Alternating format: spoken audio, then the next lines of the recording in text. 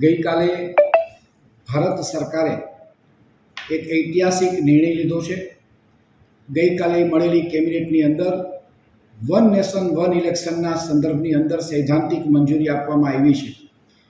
થોડા સમય પહેલાં દેશના પૂર્વ રાષ્ટ્રપતિ રામનાથ કોવિંદની અધ્યક્ષતા નીચે એક મંડળીનું એક સમિતિનું ગઠન થયું હતું. એ સમિતિએ પોતાનો રિપોર્ટ રજૂ કરીને પ્રધાનમંત્રીશ્રીને આપ્યો અને ત્યાર પછી ગઈકાલે કેબિનેટની અંદર એમને સૈદ્ધાંતિક મંજૂરી આપવામાં આવી છે. અત્યાર સુધીમાં ભારત દેશના યશસ્વી વડાપ્રધાને આવા અનેક ઐતિહાસિક નિર્ણયો લીધા છે, જેમાં 370ની કલમ હોય, રામ મંદિરનો પ્રશ્ન હોય, આવા અનેક પ્રશ્નોનો ઉકેલ લાવ્યા પછી વધુ એક દિશામાં એક ઐતિહાસિક નિર્ણય લીધો છે. ત્યારે આગામી દિવસોની અંદર લોકસભાની અંદર આ બિલ પસાર થવાનું છે. સાંજ સમાચાર ફેસબુક પેજને લાઇક કરો, વિડીયો શેર કરો અને વધુ વિગતવાર સમાચાર માટે sanssamachar.net વિઝિટ કરો.